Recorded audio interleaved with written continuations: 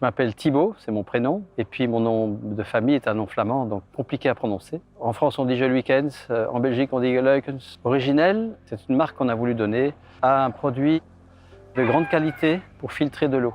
Ce sont de vieux amis qui sont venus à la maison, qui nous ont conseillé de voir un thérapeute, et ce thérapeute avait chez lui un système de filtration de l'eau que j'ai trouvé pas mal du tout, en accord avec ce qu'on voulait. Et on s'est dit, on va peut-être faire quelque chose, l'améliorer, le rendre plus fiable, permettre aux gens d'avoir un appareil qui est suivi, donc bien entretenu, donc rendre le réseau efficace.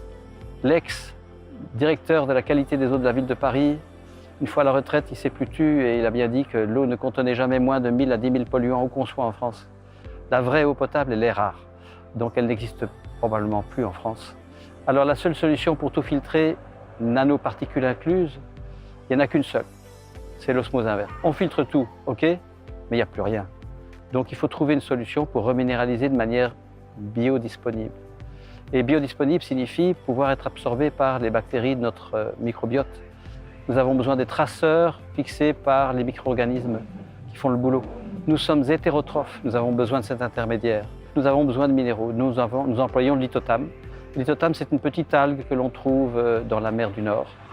Elle est très petite, elle fait 2-3 cm quand elle est adulte. Elle s'engorge de calcaire tout en emprisonnant les oligo-éléments marins produits par les micro-organismes comme le plancton, comme les algues. Donc l'osmose inverse sera tout filtré et je vais remettre des minéraux pour atteindre au moins 20 mg par litre de résidus secs, qui me permet d'avoir une eau en fait qualifiée de parfaite dans la bioélectrique de Vincent, avec un pH qui est compris entre 6 et 7, un RH2 compris entre 25 et 28, c'est-à-dire le potentiel redox, et puis une résistivité la plus élevée possible.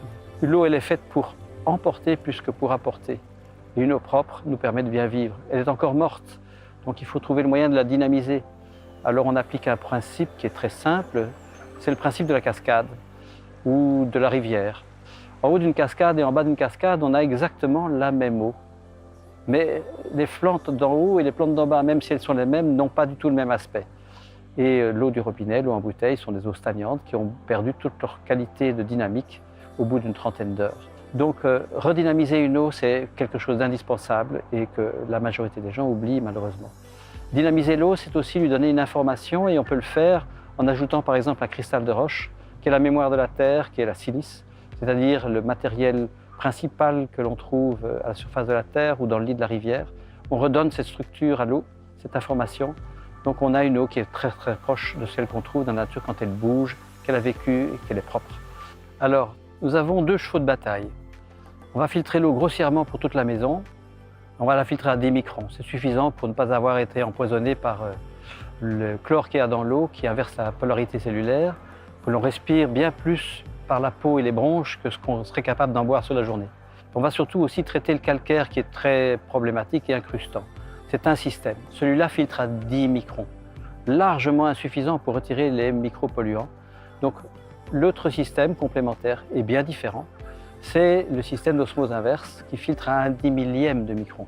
Donc on va préparer la membrane par une filtration simple avec du charbon actif et un filtre à sédiments pour la protéger. Et on utilise une petite pompe qui est miraculeuse, qui s'appelle la pompe perméate, qui emploie un système de clapet et qui récupère l'énergie de l'eau jetée pour donner de la pression à l'eau filtrée qui n'en a plus du tout vu la finesse de la membrane. On va passer ensuite dans le vortexeur.